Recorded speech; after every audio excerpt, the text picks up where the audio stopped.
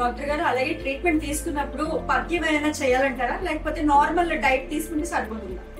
చూడండి, normal diet తీసుకుంటే ఈ బొల్లి మచ్చలు అనేటివి మళ్ళీ రీఅకరెన్స్ కావడం అనేది నేను చాలా మంది పేషెంట్ తో చూసామండి. ఫస్ట్ ఇంప్రూవ్మెంట్ బాగా వచ్చేది, మళ్ళీ కొద్ది రోజుల్లోనే మళ్ళీ వాళ్ళకి వచ్చిన నల్ల మచ్చలు వెళ్ళిపోవడము, కొత్త మచ్చలు రావడము, సో ఇదంతా జరిగేది. సో అందుకే ఎందుకు ఇలా జరుగుతుంది అంటే మనం తీసుకునే ఆహార పదార్థము తప్పకుండా మన బాడీ మీద ఇన్ఫ్లుయెన్స్ చేస్తుంది. సో ఎప్పుడైతే మేము డైట్ కంట్రోల్ చెప్పామో అప్పటి నుంచి రిలాప్స్ రేట్ అనేది చాలా తగ్గిపోయిందండి. సో ఎలా అంటే క్యారెట్, బీట్రూట్, పుచ్చకాయ, పప్పాయ జ్యూస్ రోజు ఒకటి తీసుకోవడము, ఒక కప్పు గ్రీన్ టీ తీసుకోవడము, స్ప్రౌట్స్ తీసుకోవడము, అంటే యాంటీ ఆక్సిడెంట్స్ ఫుడ్ ఎక్కువ తీసుకోవాలి. యాంటీ ఆక్సిడెంట్స్ ఎందుకంటే ఇది ఆటో ఇమ్యూనిటీ ప్రాబ్లం బాడీ.